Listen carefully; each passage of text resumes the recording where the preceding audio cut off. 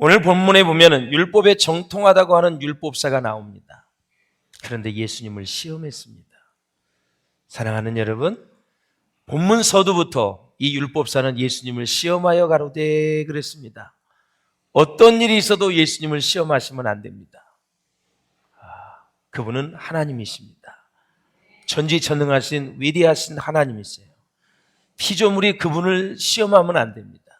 이 자체가 첫 단추가 잘못되어서 결국 오늘 본문에 보면은 사마리아인 사건을 통해서 우리에게 주는 교훈이 어마어마하다라는 사실이에요. 인생을 살아도 이렇게 살면 안 됩니다. 예수님은 우리는 믿고 섬겨야지 그분을 시험한다고요? 이게 엄청나게 잘못된 거예요. 그 시험한다는 그 결과를 보면 그 이전에 그 사람의 모든 상태를 보면 교만, 불신, 위선 이게 다 들어가 있는 거예요. 이게 보따리채 다 종합 세트로 들어가 있는 거예요. 이런 사람 변화되기 힘듭니다. 주님의 기적적인 은혜가 아니고서는 변해요. 그래서 율법사들은 참 예수님을 많이 괴롭혔어요. 많이 괴롭혔어요. 어떻게 해서든지 허물을 찾아내서 그들의 모든 삶을 율법으로 올가매려고 아주 예수님의 뒤를 캐고 다녔던 사람들입니다.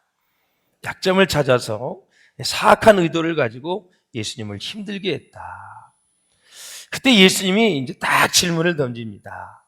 자, 한번 보세요. 예수님께 와서 뭐라 그러는지. 자, 25절을 같이 읽어보겠습니다. 시작. 선생님, 내가 무엇을 하여야 영생을 얻으리이까? 자, 누가 질문한 거예요? 율법사가 예수님께 질문을 한 거예요. 예수님께. 사실 이 질문은 의도는 아주 불손해요. 예수님을 시험하려고 했기 때문에. 근데 굉장히 중요한 질문입니다. 이 세상에 태어난 사람이라면 남자든 여자든 누구든 세대를 초월해서 이 질문에 대한 답을 가지고 살아야 됩니다. 이걸 바꿔 얘기하면 선생님, 영생을 어떻게 얻느냐고 질문을 했는데 선생님, 구원은 어떻게 얻습니까? 천국은 어떻게 갑니까? 그 질문이거든요. 여러분, 이 질문에 대답을 확실히 가질 수 있기를 주의 이름으로 축원합니다. 예, 할렐루야. 예, 예수님 믿으면 천국 가잖아요. 얼마나 감사해요. 그래서 이 질문에 대한 확실한 답을 하지 못하는 사람은 사실은 아직도 영적인 어두움이 있다라는 거죠. 그래서 우리는 이 영생에 대한 이 질문에 대해서 답을 갖고 있느냐라는 사실이죠. 자, 이 사악한 율법사가 불순한 동기로 말을 걸어왔다는 것을 예수님은 간파하셨기에 대답을 하지 않았어요. 오히려 질문을 했습니다. 예수님을 누가 이겨요, 여러분? 26절을 한번 읽어보시죠. 시작. 율법에 무엇이라 기록되었으며 내가 어떻게 읽느냐. 예. 다시 말씀드리면 이런 말입니다. 야, 네가 정통한 율법사야? 그렇다면 한번 대답 좀 해봐. 율법에 뭐라고 기록되어 있는데? 그러더니 이제 율법사가 대답을 하죠. 27절에 시작. 대답하여 이르되 내 마음을 다하며 목숨을 다하며 힘을 다하며 뜻을 다하여 주 너의 하나님을 사랑하고 또한 내 이웃을 내 자신과 같이 사랑하라 하였나이다. 아멘. 너무 잘 알고 있어요. 진짜 신실한 크리스찬이라면 이 말씀을 암송해야죠. 선지자의 대강령입니다. 율법의 대강령이에요. 네. 바로 율법의 대강령, 하나님 사랑과 이웃 사랑을 얘기하고 있죠. 네. 마음과 목숨과 힘과 뜻을 다하여 만약에 우리가 하나님을 사랑한다면 1계명에서부터 4계명까지 절대 범할 리가 없습니다. 하나님을 사랑하는데 나 위에 다른 신을 내게 두지 말라 그러는데 신을 두겠어요? 우상을 숭배하겠어요? 절대 그렇지 않거든요. 하나님을 사랑하면 4계명까지 범할 리가 없어요. 예. 또 이웃을 내 몸처럼 사랑하면 5계명에서 10계명까지 범할 리가 없습니다. 내 부모를 공경하라. 그리하면 네가 이 땅에서 잘되고 장수하리라 그랬습니다. 절대 어떤 일이 있어도 내가 못 배웠어도 가난하게 살아도 스펙이 없어도 가문이 별 볼 일 없다 할지라도 부모님을 원망하지 않기를 바랍니다. 크리스찬은 그러면 안 돼요. 내가 지금 살아있는 자체가 감사한 거고 그 부모를 통해서 내가 이 땅에 온 것입니다. 여러분, 지금 가난하다고 우리 부모에 대해서 여러분 다른 판단을 하지 마세요.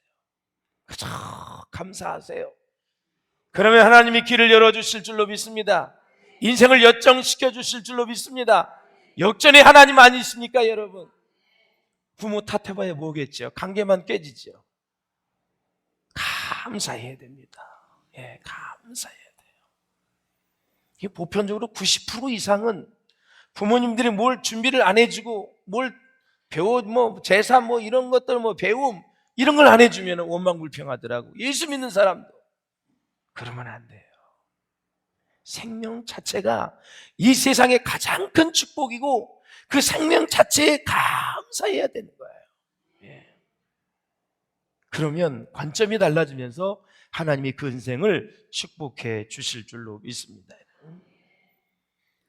율법은 창세기부터 신명기까지 모세 오경을 얘기하지 않습니까 여러분? 예. 이걸 다 읽으려면 꽤 오랜 시간이 걸려요. 내용도 사실 그리 단순하지 않고요. 이 율법사가 그 모세오경에서 영생을 얻는 방법에 대해서 정확한 답을 뽑아냈으니 그 실력이 얼마나 대단한지 모릅니다. 율법사의 대답은 한치의 빈틈없이 완벽했지만 예수께서는 그가 어떤 사람인지를 이미 다 알고 있었어요.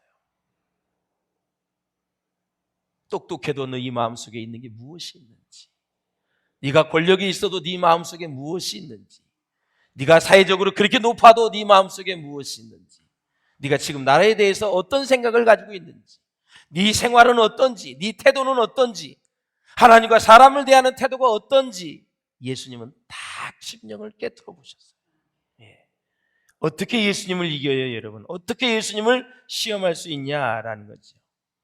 그래서 예수님은 율법사에게 말씀했습니다. 마태복음 23장 13절을 한번 보세요. 시작. 천국문을 사람들 앞에서 닫고 너희도 들어가지 않고 들어가려 하는 자도 들어가지 못하게 하는도다. 아멘.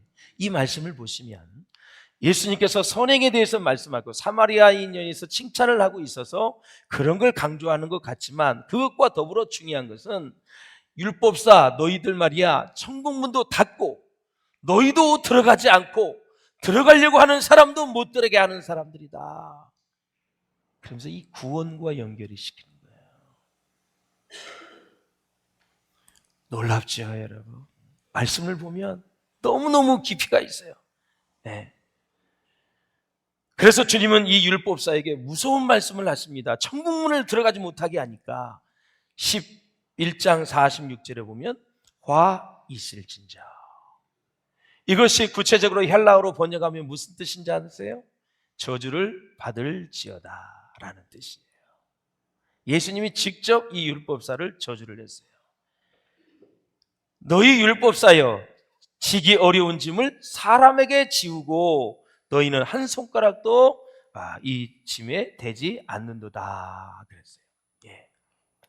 율법사야 자기 어려운 짐을 사람에게 지우고 너희는 한 손가락도 이 짐에 대지 않는다. 이웃 사랑해라, 하나님 사랑해라, 이 율법 지켜라, 저 율법 지켜라. 또 이제 지키지 못하면 어마어마하게 또 손을 내고 야단을 치고 자기가 또 잘한다고 하면서 덕스럽지 못한 율법사들의 모습을 우리가 볼 수 있다. 이것이 바로 율법사의 실체다라는 거죠.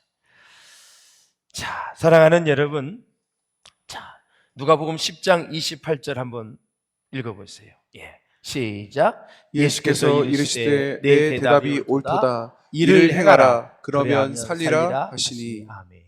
하나님 사랑, 이웃 사랑, 그래 실천해. 그럼 네가 살아날 거야. 살아난다는 전제는 이미 너는 죽어 있는 존재야. 그 뜻이에요, 여러분. 네 영은 이미 죽었어. 진짜 하나님을 사랑하고 이웃을 사랑하면 네 영이 살아날 수 있어. 그 뜻이에요. 예. 여러분의 영이 죽지 않기를 바랍니다. 다 우리 영이 주님을 사모하고 하나님의 은혜 가운데 거하고 말씀 가운데 거하고 살아있는 영이 돼야 돼요. 하나님이 흙을 빚으시고 거기에 생명을 불어주셨잖아요. 살아있는 영을 불어. 영적 존재, 살아있는 영적 존재가 사람이에요, 사람.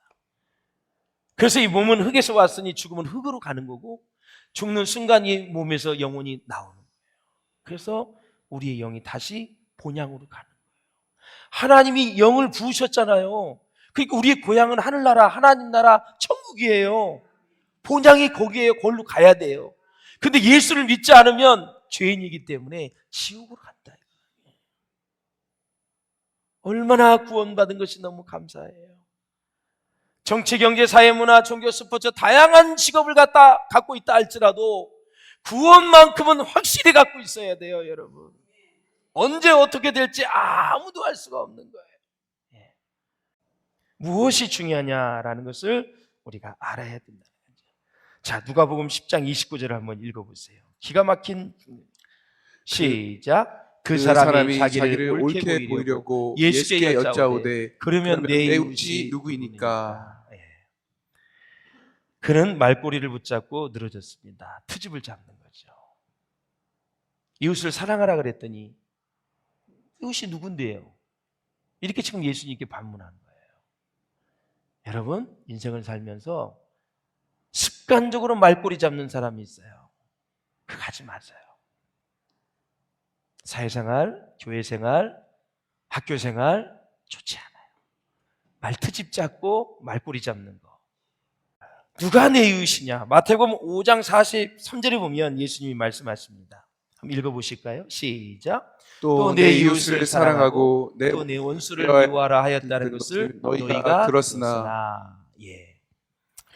저는 이스라엘 사람들의 이웃에 대한 공통적인 의식이 있어요. 이제 성지순례를 가고 또 우리가 공부를 하다 보면은 유대인들의 사상을 알 수가 있어요. 그들은 딱 이거예요. 이웃은 사랑하고 원수는 미워하라. 이게 그들의 철칙이에요. 근데 예수님은 내 원수를 미워하지 말고 위하여 기도하고 축복하라 그랬거든요. 지금 완전히 뒤집어 엎은 거지요.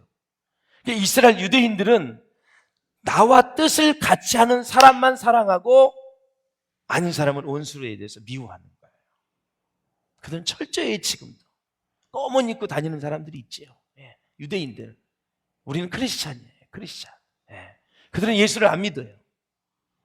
그러니까 눈에는 눈, 이에는 이. 아주 철저하게 보복을 해요. 팔레스타인과도 지금 관계도 보면 팔레스타인이 포를 쏴서 한 사람 죽이면 나중에 10명, 100명을 죽이는 사람들이에요. 철저하게 응징을 해요. 예. 근데 예수님께서는 그게 아니라 나는 너희에게 말하노니 원수를 사랑하고 너희를 핍박하는 자를 위해서 기도하라 라는 거죠. 그 예화로 지금 여러분이 너무나 잘 알고 있는 유명한 선한 사마리아 사람의 이야기가 나오죠. 꾸며낸 얘기가 아니라 사실입니다. 없었던 얘기를 예수님이 하는 것이 아니에요. 있었던 얘기, 사실을 얘기하고 있는 거예요. 그런데 오늘 본문에 보니까 이 강도 만난 이웃이 있었어요. 얼마나 매를 맞았는지 거의 다 죽을 지경이 된 거예요. 피투성이에요. 그런데 그걸 보고 이 제사장이 보고 그냥 지나갔어요. 레위 사람도 그냥 지나갔어요. 거기에다 더 모독적인 것은 이스라엘 사람이 아예 사람으로 치지 않는, 상동도 하지 않는 사마리아 사람이 강도에게 매맞아 죽을 뻔한 그 사람을 도와줬다 이거죠. 자, 제사장도 유대인, 레위인도 유대인, 강도에게 매맞은 자도 유대인, 다 유대인. 그런데 사람 취급 안 했던, 여러분 직장도 같이 생활하고 밥도 같이 안 먹고 결혼도 안 해요. 그 정도로 유대인과 사마리아인은 심해요. 혼혈민족이라 해서 그렇게 무시하는 거예요. 그런데 3명이 다 유대인이에요. 그런데 한 사람 사마리아인이 이 강도 만난 자를 불쌍히 여겨 도와줬다라는 거죠. 자, 예수님께서 말씀하실 때 강도를 만난 사람에게 초점을 맞추십니다. 유명한 성경 추석학자 윌리엄 바클레이가 있어요. 이 사람 기가 막힌 성경학자거든. 이 사람이 뭐라 그랬냐면, 내가 저 사람을 안 도와주면 저 사람이 어떻게 될까 이렇게 생각해요. 이게 바로 사마리아인. 내가 안 도와주면 저 사람은 어떻게 될까 이러한 관점을 가지고 이런 관점을 가질 수 있기를 주의 이름으로 축원합니다. 반대로 제사장과 레위인은 어떤 관점이에요?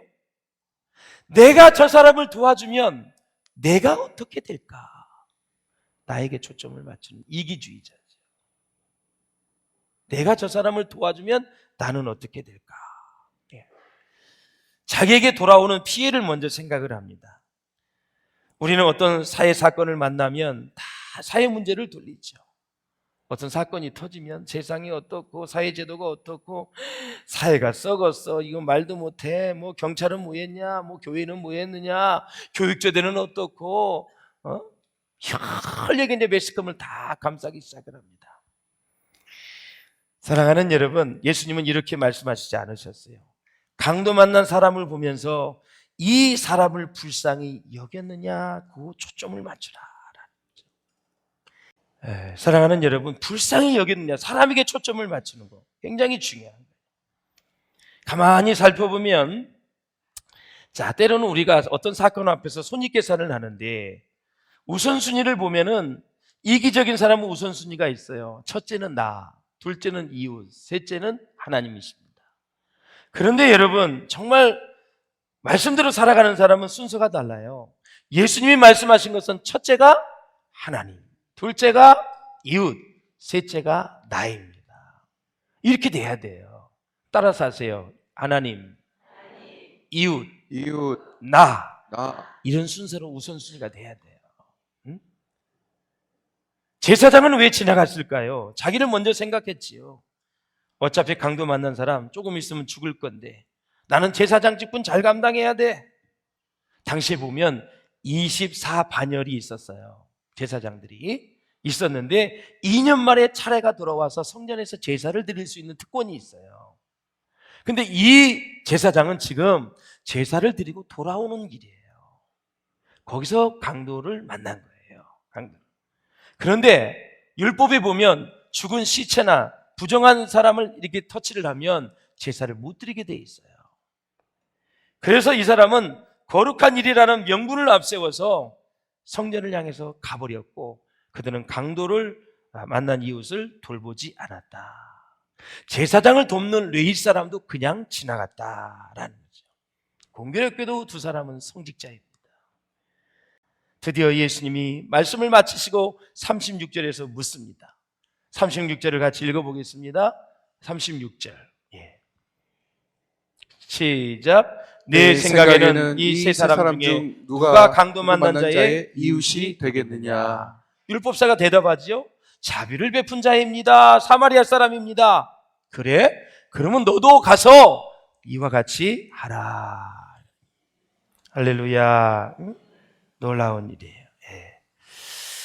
사랑하는 여러분, 저 역시도 참 아쉬움이 하나 남는 목회하다가 있어요. 한 12년 동안 제가 어디를 가든지 꼭 따라다니는 목사님이 있었어요. 제가 보기에는 아주 작은 개척교회 목사님. 세미나 가고 부흥회 가고 어디를 가면 꼭 거의 다 따라와요. 교단에서. 그러면서 어디에 있냐면 화장실 꼭 주변에 계세요. 그러면서 저를 만나면 도와주세요. 이렇게 해요. 도와주세요. 어떻게 그렇게 제 스케줄을 잘 아는지, 그리고 많은 사람들이 안에 꼭 화장실을 들어갈 때나 나올 때 그쯤에 그렇게 도와달라고.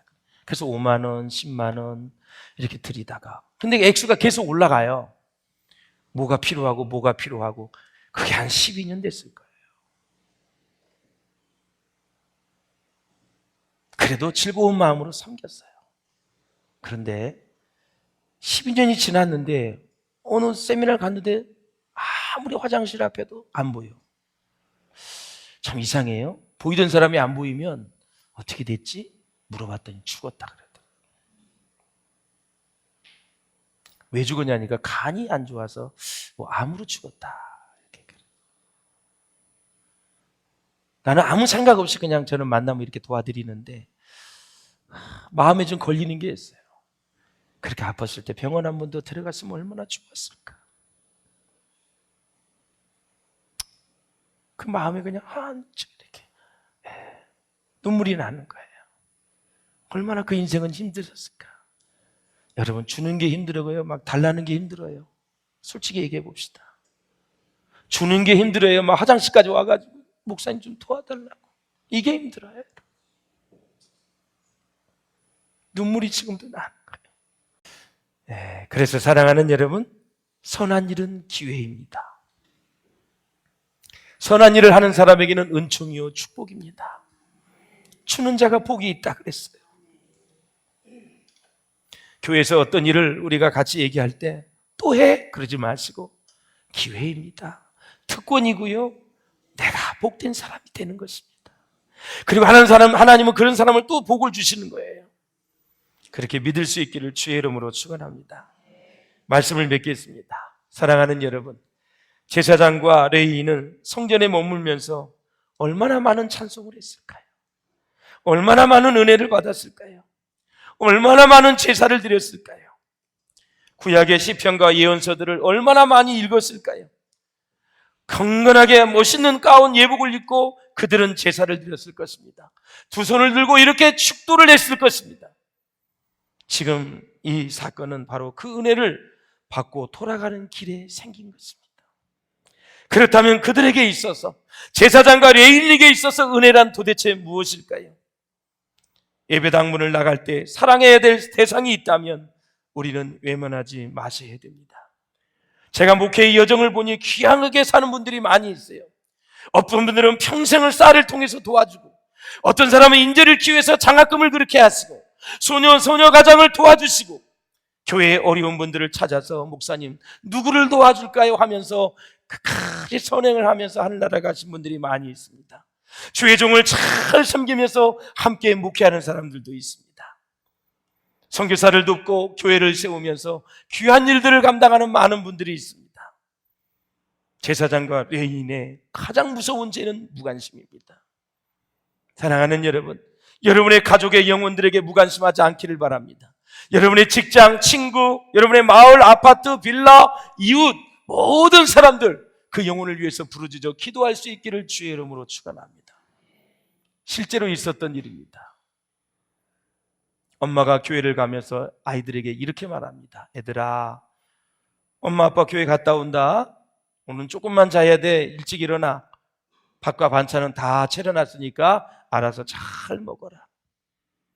엄마가 교회를 갔다 왔습니다. 애들에게 말합니다. 얘들아, 엄마 왔다. 밥은 잘 먹었니? 이 오후에 야구 경기 구경이나 좀 가자. 이런 엄마는 없겠지만 실제로 있었습니다. 여러분. 어떻게 본인만 교회 갔다 오고 아이들은 그냥 자게 놔두고 그렇게 할 수가 있겠습니까? 무관심입니다. 무관심은 어디에서 오느냐?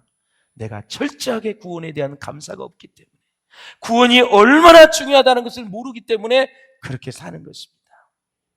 사랑하는 여러분, 복음을 전해서 당당 구원하지 않으면 영원히 기회를 놓칠 사람이 우리 가운데는 있다라는 사실이에요.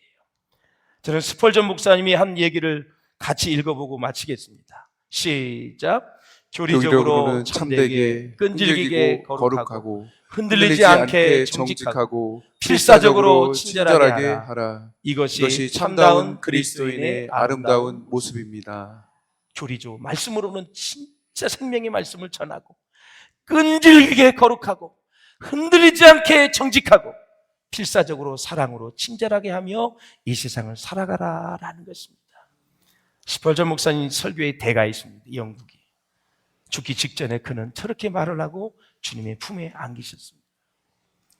여러분의 정말 진실한 크리스찬, 참다운 크리스찬이 되셔서 세상을 변화시키는 그 아름다운 역사에 여러분이 주인공이 될 수 있기를 주의 이름으로 축원합니다.